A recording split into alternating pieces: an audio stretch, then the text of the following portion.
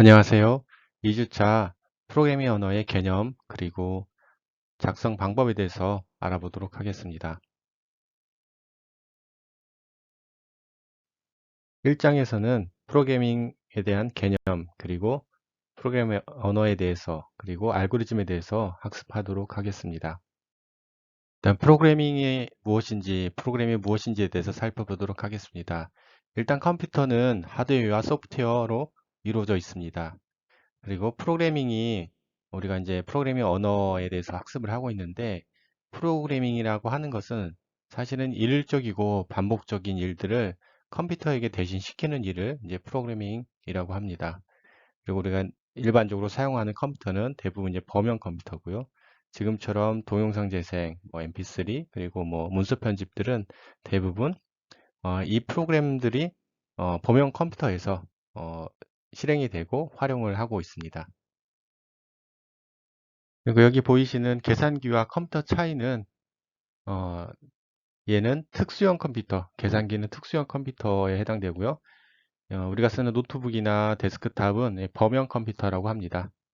계산기 이외에 전자시계라든지 자동 도어락이라든지 여러 가지 핸드폰이라든지 요즘 이제 핸드폰은 범용 컴퓨터처럼 쓸 수도 있긴 하지만 특수형 컴퓨터라고 보시면 됩니다. 그래서 컴퓨터에 대한 정의를 다시 한번 내리면 컴퓨터는 단순한 계산만 하는 기계가 아니고 다양한 일들을 데이터를 처리하는 기계라고 할 수 있습니다. 일단 컴퓨터가 그런 일들을 수행을 하기 위해서는 일련의 그 명령들을 리스트화 되어 있어야 됩니다. 다시 말해서 해당되는 일을 시키는 사람은 좀 더 세부화된 어떤 정보를 가지고 일일이 그 일들을 수행해 나가야 됩니다. 그래서 여기 프로그램은 작업 지시서와 같다라고 지금 발표절에 있는 것처럼 해당되는 작업 지시서에 사용자로부터 두 개의 숫자를 입력받는다, 숫자를 더한다, 결과를 화면에 출력한다라고 하는 이런 목록이 있는 것처럼 이런 작업 지시서를 만드는 것 자체가 이제 프로그래밍을 하는 거라고 보시면 됩니다. 그래서 프로그램이 실행되는 어떤 예를 보면 다음과 같습니다. 일단 로봇에게 가까운 햄버거 가게에서 햄버거를 사오는 일을 시킨다고 했을 때, 이 일은 사실은 로봇이 스스로 하는 게 아니라 누군가에 의해서 명령을 받은 것입니다. 그래서 다음과 같은 지시사항을 따라서 로봇이 일을 수행해야 됩니다. 일단은 어디에 있는지, 가게가 어디 있는지 파악을 해야 될 거고, 그 가게를 가기 위한 그 해당되는 여러 시퀀스적인 작업 지시가 세부 사항들이 있어야 됩니다. 그래서 500m를 직진한다, 교차를 우회전한다, 1000m 직진한다, 도로 왼쪽에 햄버거 가게를 찾는다, 햄버거를 주문한다, 햄버거를 들고 출발한 위치로 다시 돌아온다. 이와 같이 해당되는 일련의 목록들을, 작업 지시서를, 명령들을 로봇에게 주어지면 로봇이 그 일을 수행하는 것을 이제 프로그래밍이 제대로 수행되어졌다라고 우리가 볼 수가 있습니다.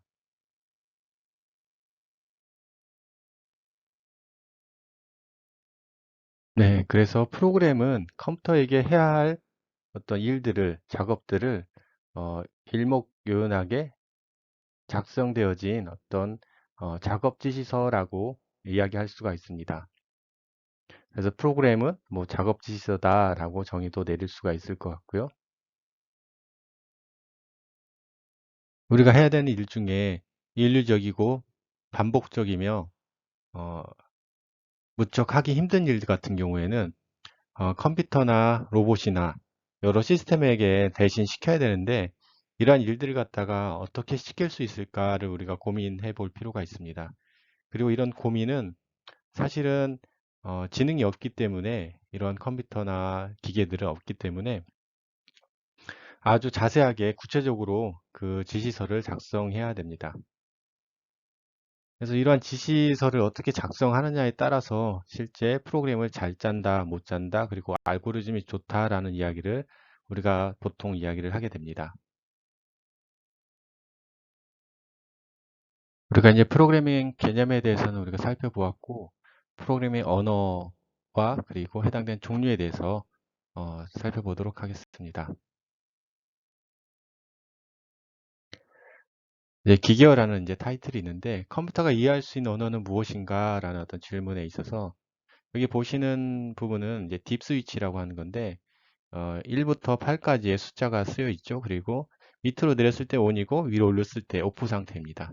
보통은 내렸을 때 1이라고 인식을 하고 올렸을 때 0이라고 OFF 상태를 이제 0이라고 인식을 합니다.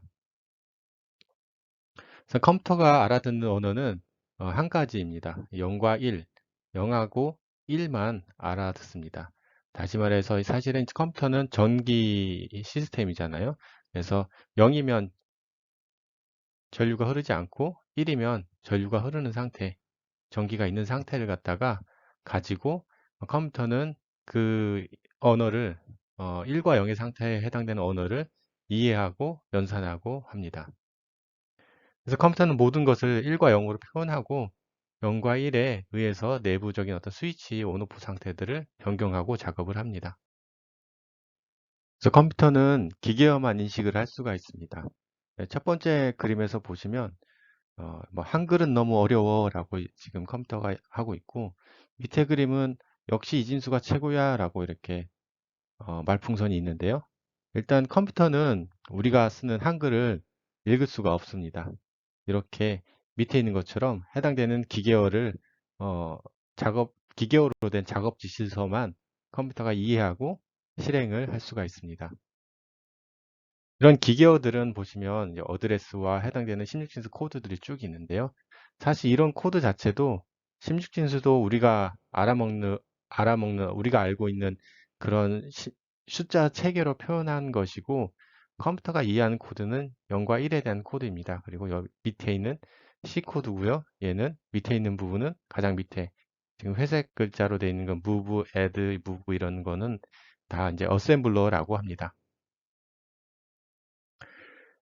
그래서 뭐 우리 이진수를 10진수로 바꾼 방법은 다 알고 있죠. 그래서 이진수는 0과 1로 구성되어 있는데 해당되는 10진수로 어떻게 바꿀 것인가?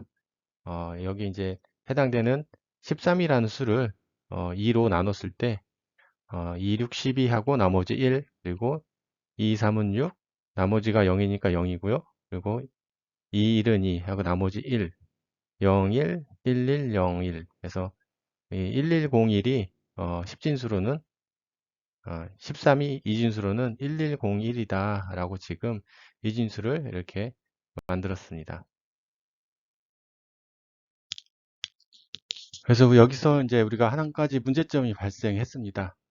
일률적이고 반복적인 여러 가지 현실 공간에서 존재하는 문제들을 컴퓨터에게 대신 시켜야 되는데 컴퓨터가 알아들을 수 있는 거는 오직 기계어밖에 못 알아듣는 거예요. 그래서 사람이 해당되는 작업 지시서를 로봇이나 컴퓨터에게 전달을 해야 되는데 컴퓨터는 기계어밖에 알아들을 수가 없기 때문에 그러면 인간이 기계어를 활용을 해서 0과 1로 된 작업 지시서를 그럼 만들어야 되는가 라는 이런 의문점이 생깁니다. 그래서 사실은 기계어로 예전에는 한 30년 전에는 어셈블러라고 기계어와 거의 흡사한 프로그래밍 언어가 존재했습니다. 그것을 활용해서 프로그램을 작성한 적도 있었지만 최근 들어서는 그렇지 않고 자연어와 어떤 기계어 중간쯤에 속하는 프로그래밍 언어를 통해서 어, 프로그램을 작성합니다. 다시 말해서 우리가 쓰고 있는 C 언어와 같은 프로그래밍 언어를 작성을 하고 그 작성된 언어는 사실은 기계어는 아니거든요. 그래서 그런 프로그래밍 언어를 중간에 컴파일러라는 애가 해석하는 사람이죠. 해석가. 컴파일러가 대신 프로그래밍 언어를 해석해서 기계어로 번역을 해줍니다. 그럼 기계어를 컴퓨터가 이해하고 그 일들을 수행하게 되어집니다. 그래서 프로그래밍 언어는 우리가 쓰는 어떤 자연어와 기계어의 어떤 중간적인 위치를 가지고 있고요. 그 중간적인 언어가 이제 프로그래밍 언어로 가면 프로그래밍 언어를 또 다시 해석해서 기계어에게 던져주는 컴파일러가 존재합니다. 그래서 컴파일러는 인간과 컴퓨터 사이에 통역을 하는 시스템이라고 볼 수 있습니다. 그래서 프로그래밍 언어를 통해서 어떤 논리적인 흐름을 만들고 논리적인 흐름을 어, 재해석해서 컴퓨터가 알아먹을 수 있는 기계어 코드로 만들어주는 역할을 한다고 보실 수 있습니다. 그래서 우리가 이제 다시 한번 중간 점검을 할 필요가 있는데요. 그래서 컴퓨터는 왜 계산기는 컴퓨터라고 할 수 없는가? 컴퓨터라고 할 수 없을까요? 네, 계산기도 사실은 작은 컴퓨터라고 볼 수는 있지만 우리가 일반적으로 범용 컴퓨터라고 부르고 있지 않기 때문에 컴퓨터로 인식을 하지 못하는 경우가 많습니다. 그리고 컴퓨터가 가장 손쉽게 이해하는 언어가 무엇일까요? 네, 기계어 코드죠. 그리고 컴파일러는 어떤 역할을 하는가? 프로그래밍 언어를 재해석해서 해석해서 이진수로 되어진 기계어 코드로 만들어주는 역할을 합니다. 프로그래밍 언어의 어떤 분류에 대해서 한번 살펴보도록 하겠습니다. 프로그래밍 언어는 그 하드웨어를 기반으로 해서 기계어 그리고 어셈블러 언어, 보급 언어로 이루어지고 있습니다. 기계어는 이제 하드웨어에 가장 가까운 어떤 이진수로 표현되어진 언어를 이야기를 하고요. 그와 가장 근접해 있는 기계어의 이진수를 기호로 표시하는 어, 가장 근접한 언어가 어셈블러. 보통 30년 전에는 어셈블러를 많이 활용해서 프로그래밍 언어를 진행을 했습니다. 그리고 고급 언어는 고수준의 명령, 다양한 어떤 명령들을 가지고 있고요. 어떤 CPU나 하드웨어에 약간은 그 의존하지 않는 독립적으로 사용할 수 있는 언어를 이야기를 합니다. 그래서 C, C++, 자바가 있는데요. 그리고 요즘에는 C샵이라든지 파이썬 이런 언어들이 존재를 합니다. 그래서 기계어는 아까도 보셨던 것처럼 특정 명령어들을 이진수로 표시한 것이고요. 그리고 0과 1로 구성되어 있습니다. 그래서 하드웨어에 어떤 종속되어진 패턴을 가지고 있는 어떤 명령이라고 보시면 됩니다. 예를 들어서 지금 00001111이다 하면 해당되는 특정한 핀을 1로 만들어라 혹은 해당되는 특정한 핀을 0으로 만들어라 혹은 해당되는 특정한 핀을 액티베이션 해라 여러 가지 어떤 명령들을 특정하게 하드웨어에 종속된 언어로 표현하는 어떤 부분이라고 보시면 됩니다.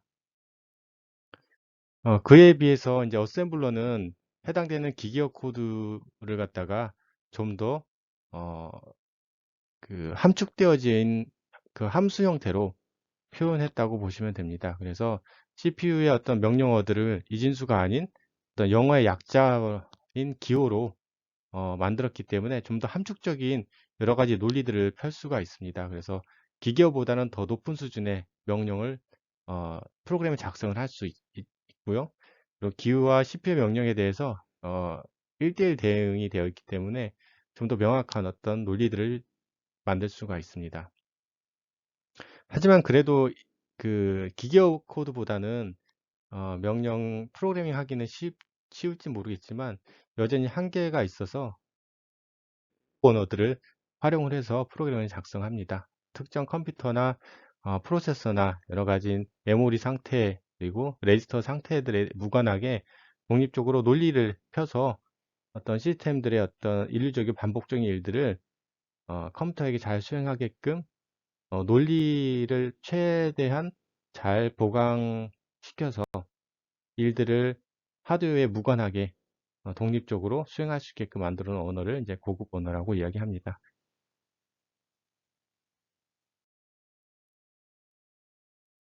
그래서 저희가 이제 학습하게 될 프로그래밍 언어는 이제 고급 언어인 C 언어입니다. 1970년대에 그 AT&T라는 벨 연구소에서 데니스 리치하고 이제 캠토슨에 의해서 이제 만들어졌고요. 그리고 실제로 이제 유닉스라는 그 운영 체제를 만들기 위해서 C 프로그래밍 언어가 만들어졌습니다. 처음부터 전문가용으로 만들어졌다고 하고요. 현재까지 다양한 버전들이 C 버전들이 존재합니다. 하지만 여전히 많이 쓰이고 있습니다.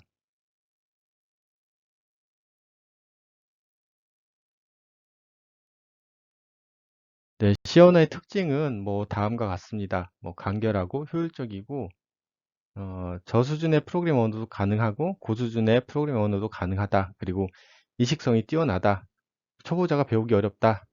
어떤 경우에는 쉽다라고도 어떤 책에는 표현도 되어 있어요. 그래서 실제 이제 이런 해당되는 프로그래밍 언어에서 그 이야기를 하고 홍보를 할 때 대부분 이런 특징들을 다 내세워서 홍보를 하고 특징이라고 이야기를 합니다. 최근에 나온 그 파이썬하고 비교하면 사실은 C 언어의 특징은 비교할 수도 없거든요. 더 간결하고 더 효율적이고 더 고급 언어를 잘 표현되어 있고 이식성이 훨씬 더 뛰어나고요. 초보자가 배우기가 어렵긴 하지만 C 언어보단 쉽습니다. 다시 말해서 해당되는 언어에 대한 특징들은 사실은 되게 상대적인 거라고 다시 한번 말씀을 드립니다. 여기 이식성이라는 말이 있는데 이식성은 다양한 시스템들이 존재하는데 다양한 어떤 하드웨어 시스템들이 존재하는데 CPU나 뭐 이런 컴퓨터를 이야기를 하는 거죠. 어, 다양한 OS 혹은 다양한 시스템에 다 C로 프로그래밍 된 언어들이 다 컴파일 돼서 이식이 돼서 수행이 될 수 있다라는 이야기를 합니다. 그래서 이렇게 간결하다, 배우기 어렵다 이런 부분들에 대해서 이야기를 하고 있습니다. 하지만 이제 C 언어는 가장 오래 살아남고 여전히 많이 쓰고 있는 프로그래밍 언어입니다. 사실은 이제 그 GUI 프로그램, 범용 컴퓨터에서 쓰이는 그 프로그래밍 언어는 대부분 C샵이라든지 MFC라든지 이런 게 많이 쓰이지만 코어에 관련된 언어 같은 경우 어떤 라이브러리를 만들거나 그리고 인베디드 시스템에 쓰이는 언어들은 여전히 이제 C가 많이 쓰여지고 있습니다. 그래서 앞으로도 C 언어는 사용될 것인가 라는 어떤 이런 의문들을 가지고 계실 텐데 아까도 금방 말씀드린 것처럼 여전히 인베디드 시스템에서 많이 쓰이고 있습니다. 그리고 인베디드 시스템이라고 하면 어떤 걸 이야기하느냐? 여러분들이 쓰고 있는 지금 휴대폰 안에 혹은 우리 이제 전기 자동차로 시대가 도래할 건데 해당되는 모터를 돌리거나 간단한 도어락이라든지 여러 가지 그 간단한 전기 장치에 관련된 모든 시스템에 사실은 C 언어가 내장되어 있는 인베디드 시스템이 다 존재를 합니다. 그래서 가장 많은 컴퓨터는 사실은 인베디드 시스템입니다. 여러분들이 사용하고 있는 스마트폰이나 범용 컴퓨터보다 더 많이 그 특수형 컴퓨터인 인베디드 시스템이 한 10배 이상은 더 많이 쓰고 있다고 생각하시면 됩니다. C 언어는 C++ 과 자바의 어떤 공통적인 어떤 부분이기도 하고 커널 단은 대부분 C로 되어 있다고 생각하시면 돼요. 그리고 인베디드 시스템에서 C가 여전히 많이 사용되고 있고 앞으로도 더 많이 사용될 수 있다라는 말씀을 드릴 수 있겠습니다. 그래서 인베디드 시스템이란 무엇인가? 특수형 컴퓨터에 내장되어 있는 어떤 시스템이라고 보시면 됩니다. 특수형 컴퓨터, 예를 들어서 아까 말씀드린 것처럼 어, MP3라든지 혹은 아까 말씀드린 도어락이라든지 자동문이라든지 대부분 자동화된 어떤 시스템들의 특수형 컴퓨터가 들어있는데 거기에 들어있는 시스템을 이제 인베디드 시스템이다라고 이야기를 합니다. C 언어의 장점, 단점 아까 이야기를 했었죠. 네, 모든 언어에서 다 그렇게 이식성이 뛰어나고 간결하기도 하고 효율적이고 저수준에서도 쓸 수 있고 고급 수준에서도 프로그래밍 가능하고 이런 이야기 이식성 좋고 배우기는 어렵지만 뭐 다양한 배우기 어렵다는 말은 사실 단점이죠. 네, 이 정도 하면 될 것 같고요. 그리고 이제 마지막으로 해당된 장에서 확인해야 될 것이 이제 알고리즘이라고 하는 부분입니다. 그럼 알고리즘은 무엇인가? 그리고 프로그램에 대한 이해와 프로그래밍 언어, 기계어, 고급어, 저급어 이런 이야기를 했었는데 알고리즘에 대해서 저희들이 좀 더 살펴보도록 하겠습니다. 자, 알고리즘은 그, 우리가 그 오븐의 어떤 사용법만 배우고 음식을 재료만 있으면 누구나 요리가 가능하지는 않습니다. 어, 일단 요리를 하는 방법을 알아야 되고 그 요리를 어떻게 효율적으로 어떻게 하면은 맛있게 할 수 있는지에 대한 레시피는 어, 요리 잘하는 사람들이 이제 그렇게 가지고 있는 거고 또 그런 레시피를 전수를 받으면 그 요리를 또 잘하게 되는 거죠.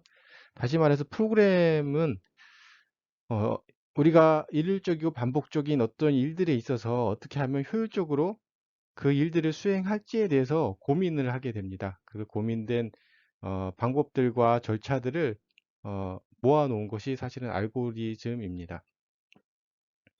그래서 해당되는 어떤 요리를 해야 된다고 했을 때 뭐 레시피를 찾아보고 그 레시피대로 요리를 하게 되면 맛있는 음식이 되겠죠. 다시 말해서 어떤 문제를 해결하는 데 있어서 방법은 여러 가지지만 좀 더 효율적으로 어떤 그 일들을 수행할 수 있는 방법이 무엇인지를 갖다가 생각하고 그 방법들을 이제 절차대로 표현해 놓은 것이 이제 알고리즘이라고 합니다.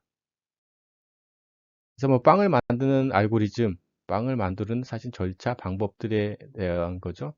빈 그릇을 준비하고 해당된 방법대로 일을 수행을 하면 맛있는 빵이 만들어진다라고 합니다. 그리고 1에서 10까지 합을 구하는 알고리즘, 사실 이런 방법들 통해서 합을 구할 수가 있겠죠. 그래서 뭐 1번 10까지 직접 수를 더해보는 방법도 있고요. 그리고 해당되는 수를 더하다 보니까 어떤 규칙이 생기는 거죠. 규칙을 돌아봤더니 결국에 이런 공식화가 되더라. 해당되는 최종 수를 쓰고 첫 수와 끝수를 더하고 그것을 2로 나눴더니 최종적으로 어, 그 총합을 구할 수가 있더라. 이런 어떤 그 메소드, 함수 형태로 어떤 이론 형태로 만들어질 수가 있다. 뭐 이렇게 이것도 이제 알고리즘이 되는 거죠. 해당되는 어떤 방법들을 빠르게 수행할 수 있는 어떤 수식을 만들었으니까요.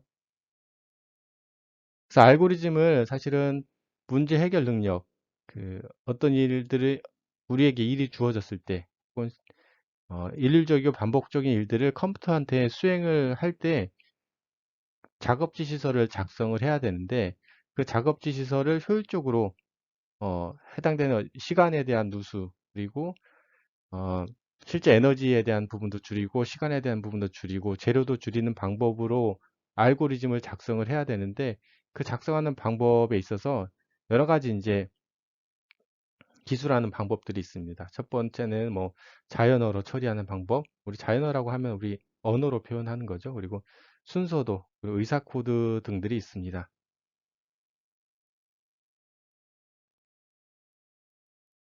그래서 알고리즘을 잘 작성한다라는 의미 자체는 작업지 시설을 잘 만든다는 이야기고요. 작업지 시설을 잘 만든다는 이야기는 실제 효율적이고 어, 코스트를 최대한 줄이면서 훌륭한 제품을 만들 수 있는 어떤 작업지 시설을 컴퓨터에게 전달했다는 이야기인데 그러한 작업지 시설을 만드는 데 있어 기술 방법에 있어서 아까 말씀드렸던 것처럼 자연어 방법, 순서도, 의사 코드가 있는데 첫 번째 이제 자연어 로 어떻게 하면 그 작업지 시설을 쓸 수 있는지에 대해서 이제 보도록 하는데요. 보시는 것처럼 해당되는 어떤 문제에 대해서 한글로 쓰는 겁니다. 한글로 쓰는데 어떤 단어들의 어떤 명백한 정의를 통해서 어, 시퀀스적으로 나열을 한 거죠. 그래서 뭐 리스트의 첫 번째 숫자를 가장 크다고 가정한다. 뭐 리스트에 남아있는 숫자를 하나씩 조사하여 현재 최다 값보다 크면 노트에 적는다. 뭐 모든 숫자를 전부 조사한 후 노트에 가장 나중에 적힌 숫자가 최대값이 된다. 해당되는 값처럼 네, 그, 그 문제를 해결하기 위해서 한글로 시퀀스적인 어떤 문제 해결을 한 줄 한 줄 진행해 가는 거를 사실 자연어로 어, 알고리즘을 작성을 한 것입니다. 그래서 한글로 어떤 문제를 해결하기 위해서 나열하는 거랑 같습니다. 그래서 우리가 복잡한 문제가 우리 머릿속에 존재를 하면 그 문제를 해결하기 위해서 머릿속으로만 해결하려고 그냥 고민하는 것이 아니라 노트에다가 내가 직면한 문제가 무엇인지 일단 적어보고 그 문제를 해결하는 데 있어서 현실 가능한지 불가능한지 혹은 다른 사람을 도움을 요청해야 되는지 일목요연하게 적어가면서 할 수 있는지 없는지 그리고 도움 요청해야 되는지에 대해서 해당된 자원과 내가 가지고 있는 자원과 시간과 그리고 일정에 대해서 생각을 하는 것 자체가 해당되는 자연어로 그 문제를 해결하는 어떤 과정이라고 보시면 됩니다. 그런 과정들이 사실은 알고리즘을 작성하는 방법입니다. 이렇게 한글로 작성하는 방법이 있고요. 번째는 이렇게 플로우 차트를 활용해서 알고리즘을 작성하는 방법이 있습니다. 그래서 우리가 이제 많이 보았죠. 해당되는 뭐 시작, 종료를 표현할 때는 이렇게 라운드 형태로 어떤 일을 처리하는 것에 대해서는 사각형 형태, 그리고 어떤 판단, 만약 뭐뭐이면 판단할 때는 이렇게 마름모, 그리고 연결자, 뭔가 흐름의 연결을 갖다 표현할 때 립출력 이렇게 표현을 하죠. 그래서 이런 순서도를 통해서 우리가 알고리즘을 또 작성을 합니다. 근데 이런 순서도는 사실은 프로그램을 작성하는 사람만 알고리즘을 순서도로 플로우 차트로 표현하는 건 아니고요. 여러분들 졸업하시면 아시겠지만 모든 공업 그 생산 그리고 가공 그리고 다양한 어떤 업종에서 해당되는 프로세서를 갖다가 다루는 업종에서 대부분 순서도를 사용을 합니다. 왜냐하면 그 프로그램 작성하는 사람들만 문제 해결 능력을 가져야 되는 건 아닙니다. 그래서 모든 업종에서 어떤 문제가 발생을 했을 때, 혹은 효율적으로 그 문제를 해결해야 될 때, 항상 이런 플로우 차트를 활용해서 그 문제를 기술하고 그 문제를 해결하려고 노력을 합니다. 그게 두 번째로 이제 순서도에서 대해서 봤고요. 그걸 갖다가 이렇게 이제 작성을 하죠. 컴퓨터가 동작하지 않는다. 그러면 전원이 연결되는지 확인하고, 만약에 연결돼 있으면 뭐 종이가 있는지 확인하고, 종이가 연결되는지 확인했으면 톤으로 확인하고, 그래도 안 되면 AS 요청해야 되는 거죠. 그래서 이제 해당되는 yes, no 형태, 만약 뭐뭐이면, 실제 문법으로는 if문에 해당되는 건데, 만약 yes이면 no이면 이렇게 해당되는 컴퓨터가 작동하지 않았을 때라는 어떤 문제점이 발생했을 때 그것을 해결하는 방법을 플로우 차트로 이렇게 표현한 것입니다. 네, 마지막으로 알고리즘을 기술하는 방법에 있어서 이제 의사 코드라는 게 있습니다. 자연어, 우리 처음에 한글로 표현하는 자연어보다는 좀 더 체계적이고 프로그래밍 언어보다는 좀 더 덜 엄격한 알고리즘을 표현하는 방법입니다. 일반적으로 이렇게 의사 코드, 수도 코드로 표현되어지는 그 알고리즘들은 논문상에서 많이 표현을 합니다. 보통 프로그래밍 언어 관련된 그 논문 같은 경우에는 이렇게 의사 코드를 활용해서 해당된 문제를 누구나 다 재현 가능하고 수행 가능하게끔 논문상에 이제 표현을 할 때 의사 코드로 많이 표현을 하고 있습니다.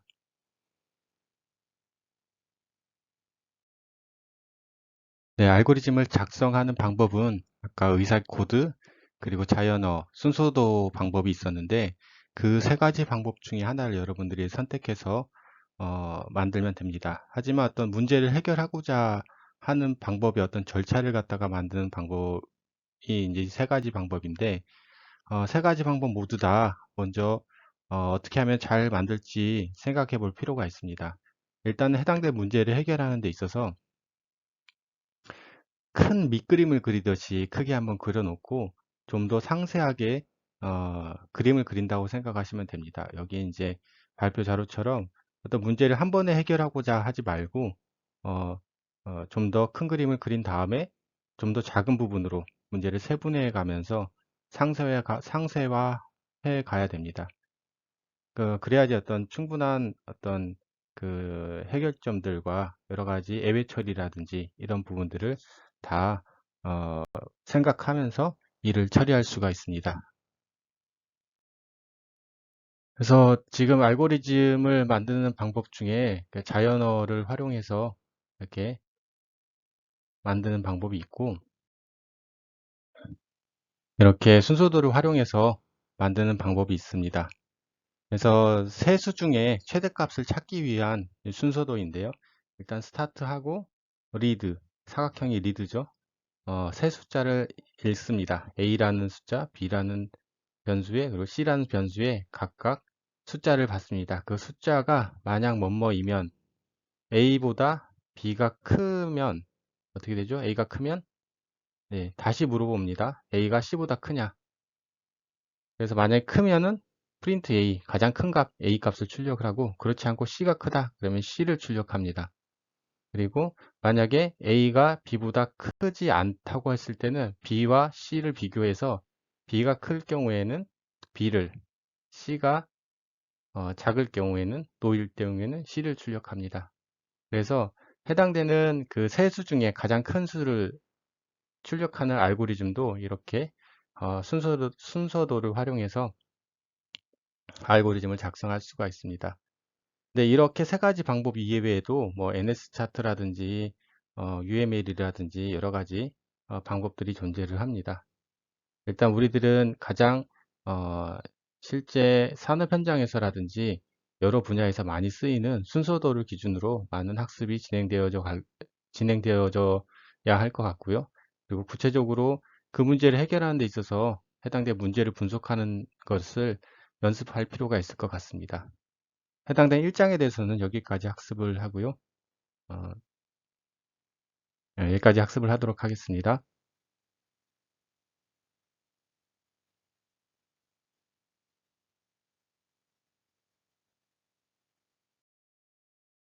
네, 바로 이어서 2장하고 3장에 대한 학습을 진행을 하겠습니다.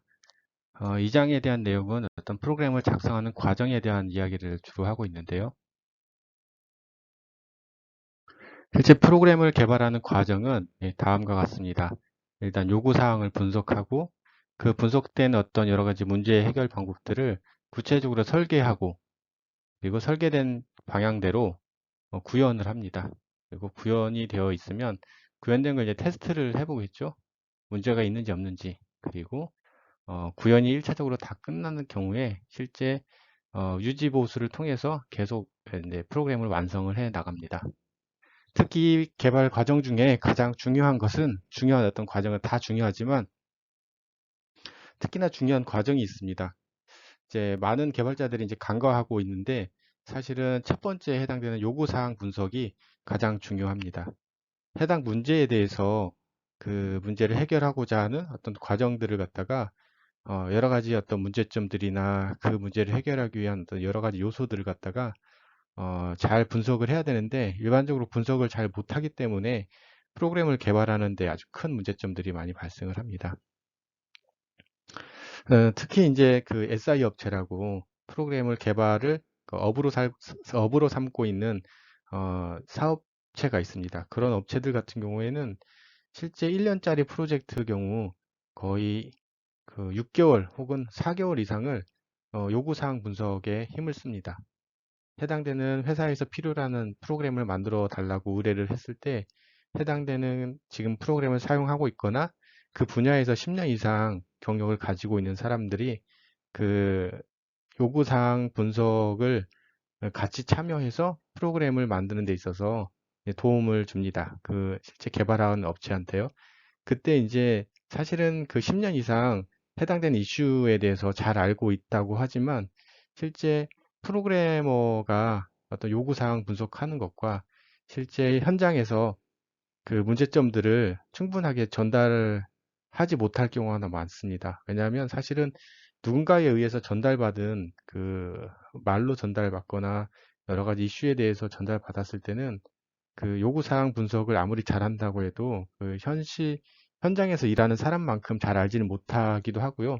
특히나 이제 더 어려운 거는 현장에서 그런 문제나 시스템을 요구를 했을지라도 요구하는 사람조차도 실제 그 시스템을 구체화해 가는 데 있어서 완벽하게 그 시스템을 알고 있지 못하기 때문에 설계까지 도달하고 구현하고 실제 테스트하는 데 있어서 여러 가지 문제점들이 많이 발생을 합니다. 그래서 이러한 과정을 통해서 프로그램이 개발되어지고 있고요. 실제 이제 프로그램이 그 코딩이 되고 에디터를 통해서 실제 문자 형태로 코딩이 되고 저장하고 컴퓨터가 이해할 수 있는 코드 형태, 바이너리 형태의 코드로 1과 0의 상태의 코드로 만드는 데 있어서 일단 에디터가 사람이 어떤 문제 해결 능력을 갖추고 있는 사람이 그 시스템에 대해서 분석을 하고 그리고 해당된 알고리즘을 통해서 코드를 작성을 합니다. 코딩이 작성된 거를 저장을 하고 컨트롤 F5나 F8을 눌렀을 때 컴파일이 진행이 되어지고요. 컴파일이 진행되어질 때 여러 가지 구문 분석이라든지 오브젝트 파일을 만들고 링커, 동쪽 메모리나 정적 메모리를 링크를 시켜서 최종적으로 이렇게 exe 파일이나 바이너리 파일을 만듭니다. 이런 이제 그 실제 파일 통합 개발 환경 안에서 이러한 과정을 통해서 실제 프로그램이 바이너리 코드로 실행 파일로 만들어지는 과정이 지금 현재 그림을 보여주고 있습니다.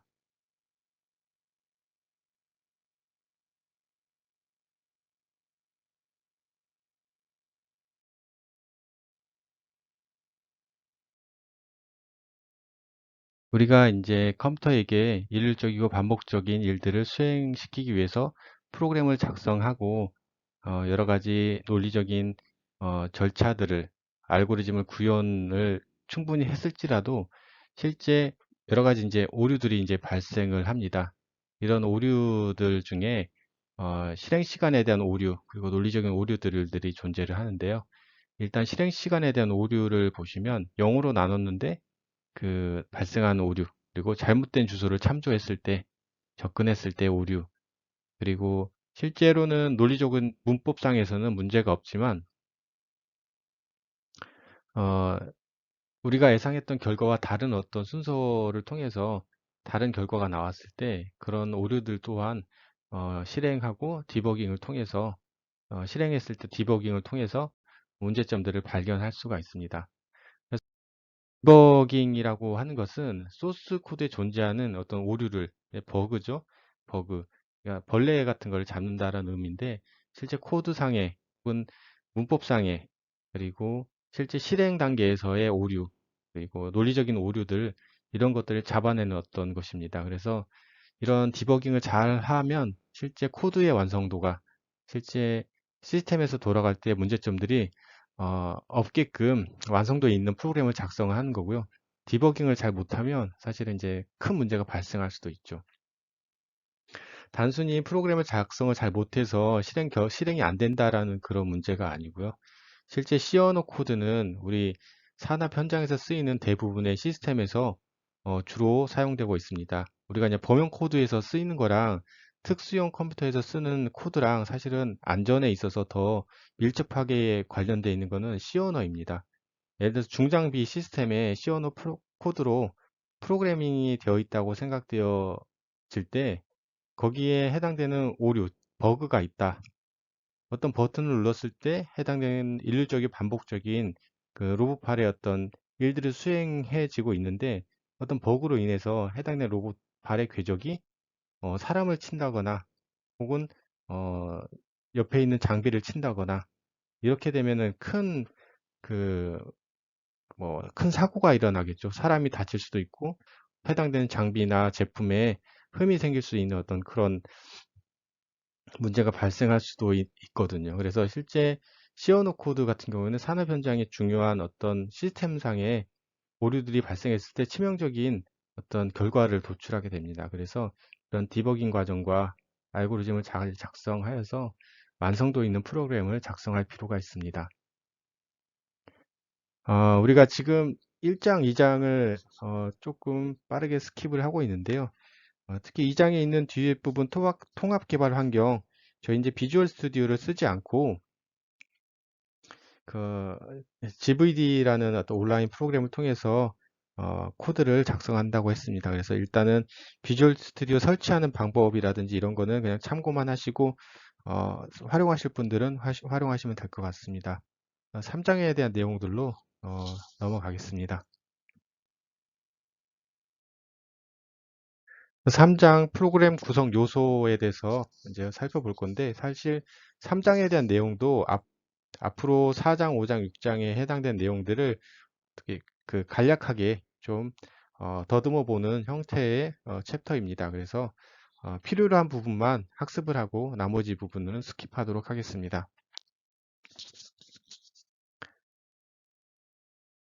그래서 이번 장에서 학습할 내용들이 원래는 그 주석 만들기, 뭐 들여쓰기, 변수, 상수, 함수, 문장, 그리고 출력 함수, 입력 함수, 산수, 연산, 대입 연산자들이 있는데 실제 저희들은 이제 주석하고 들여쓰기만 확인하고 나머지 변수, 함수, 문장 이런 것들은 추후에 4장, 5장, 6장에서 다뤄지는 문제이기 때문에 그때 좀 더 자세하게 학습하도록 하겠습니다. 일단 이제 주석은 뭔가 설명문에 해당되고요. 들여쓰기는 띄어쓰기에 해당됩니다. 그리고 이제 변수와 상수 이런 내용들도 한번 짚고 넘어갈 필요가 있긴 한데, 변수는 말 그대로 변하는 그 수를 저장하는 공간입니다. 상수는 고정되어 있는 어떤 숫자에 해당되고요. 함수는 어떤 입력에 따른 출력의 결과가 일관성 있게 나오는 어떤 상자라고 생각하시면 됩니다. 그리고 해당되는 문장, 여러 가지 이제 함수의 문장들이 존재를 하죠. 그리고 출력 함수, 일반적으로 printf라는 함수를 통해서 콘솔 창에 어떤 결과를 출력해주는 함수입니다. 그리고 입력 함수는 키보드나 마우스를 통해서, 특히나 키보드를 통해서 해당된 문자를 받아들일 때 쓰는 함수이고요. 산술 연산자는 말 그대로 사칙 연산에 해당되는 플러스, 마이너스, 곱하기, 어, 나머지 연산자, 나누기라고 하고 나머지 연산자라고 합니다. 그리고 대입 연산자, 같다라는 의미랑 뭐 이꼬르다라는 같다라는 의미가 y는 ax라고 했을 때 는에 해당되는 게 이제 대입 연산. 저희들 이제 나중에 추후에 학습을 하도록 하겠습니다. 그래서 이제 주석에 대해서 이제 저희가 볼 텐데, 이거는 이제 코멘트라고 하는데, 주석은 코드를 설명하는 글입니다. 그래서 지금 여기 지금 두 개의 숫자의 합을 계산하는 프로그램이다 라고 설명을 만들어 놨거든요. 그래서 사실은 이 코드가 실행되어질 때 이 주석문은 실행문에 관여하지는 않습니다. 그냥 말풍선처럼 이 코드가 어떤 종류의 코드인지 설명만 할 뿐이지, 실제 실행하고 논리에 있어서의 어떤 결과에 어떤 영향을 미치지 않는 설명문이라고 생각하시면 됩니다. 그래서 이렇게 전처리개랑 메인 함수가 이렇게 존재하는데요. 일반적으로 전처리개 앞단에 이렇게 설명문을 이렇게 달아둡니다. 그리고 주석을 처리하는 뭐 세 가지 방법이라고 하는데, 크게는 두 가지입니다. 네, 일반적으로 한 줄에 해당되는 주석을 처리할 때 이렇게 지금 여기서 보시는 것처럼 이렇게 줄 두 개를 사선 모양으로 이렇게 치는 걸 한 줄 주석을 처리할 때 이렇게 하고요. 여러 줄을 표시할 때 지금 이렇게 하는데요. 여러 줄. 지금 첫 번째 시작할 때 빗금 치고 별표 치고 여기 안에 있는 내용들이 전부 홍길동 저자 내용 여러 줄 주석이라고 해당되는 부분들이 다 주석이 됩니다. 그래서 별표 치고 다시 이렇게 마무리하면 시작해서 끝까지 해당되는 이 부분에 대해서 다 주석문이 처리됩니다. 역시나 이 여러 줄 처리하는 주석문을 이렇게 한 줄로도 처리할 수가 있습니다. 이렇게 한 줄 주석문 처리하든지 여러 줄 처리할 때 해당되는 그 주석문을 활용을 해서 설명을 달 수가 있습니다.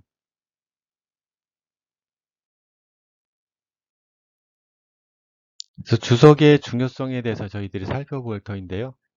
일단 프로그래머가 해당되는 문제 해결을 위해서 알고리즘을 작성하고 코드를 작성을 했을지라도 본인이 작성한 코드를 한 뭐 1시간 이후에 혹은 하루 이후에 봤을 때 내가 어디까지 작성했는지 혹은 어떤 의도로 이 함수를 만들었는지에 대해서 다시금 바라보고 그 함수들을 갖다 다시 생각하고 수정하는 데 있어서 되게 많은 시간이 필요로 합니다.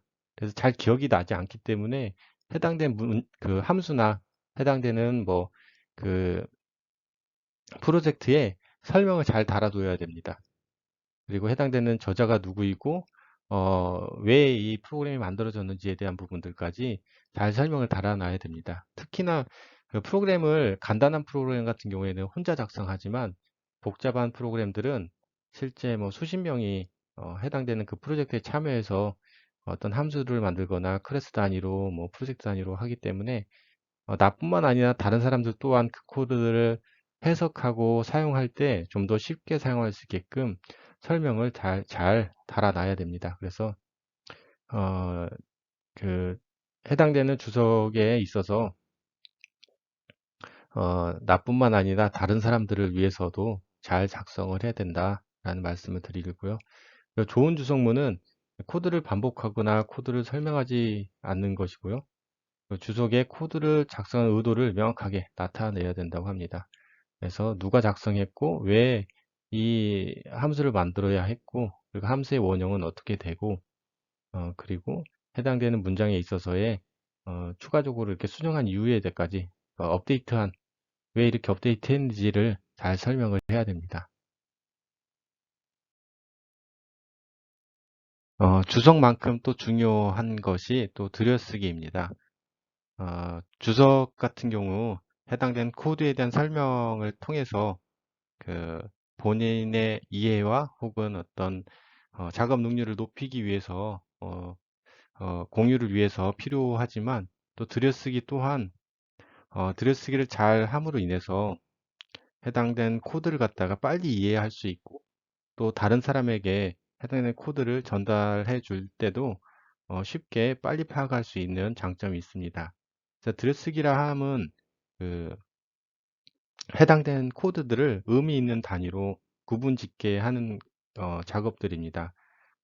그래서 같은 수준에 있는 문장들을 갖다가 왼쪽 끝에서부터 몇 자 안으로 들여쓰는 거. 그래서 어떤 탭을 치는 거죠. 해당된 문장에 대해서. 그래서 줄과 줄의 어떤 구분을 한다거나 이렇게 해당된 메인문에 있는 함수 그 문장들을 탭을 줘가지고 들여쓰기를 하는 것의 행위들을 이제 들여쓰기라고 합니다. 그래서 어떤 한 줄을 의미 있게 구분하거나 그리고 이렇게 문장들을 갖다가 탭을 둬서 하거나 혹은 주석문을 이렇게 정리되는 형태로 한 줄 주석을 이렇게 의미를 구분해서 주석을 처리하거나 이렇게 들여쓰기 함으로 인해서 어떤 프로그램의 가독성을 높이고 빠르게 코드들을 이해할 수 있게끔 만들어 줍니다. 이 코드가 사실은 몇 줄 안 되니까 저희들이 이제 굳이 주석을 처리하지 않더라도 빨리 파악할 수 있지만 뭐 만 줄 이상, 10만 줄 이렇게 되면 주석물을 처리하고 그러니까 들여쓰기를 하는 코드와 하지 않는 코드가 이게 아주 큰 차이가 있습니다. 그리고 아까 설명도 드렸지만 사실은 컴파일러 입장에서는 들여쓰기를 하든 주석문을 처리하든 컴파일러는 사실은 컴퓨터 입장에서는 아무 의미 없는 행동입니다. 이거는 이 주석문을 처리하고 들여쓰기 하는 거는 사람을 위해서 그 프로그래머의 어떤 가독성을 높이거나 이해를 높이기 위해서 하는 작업이라고 생각하시면 됩니다.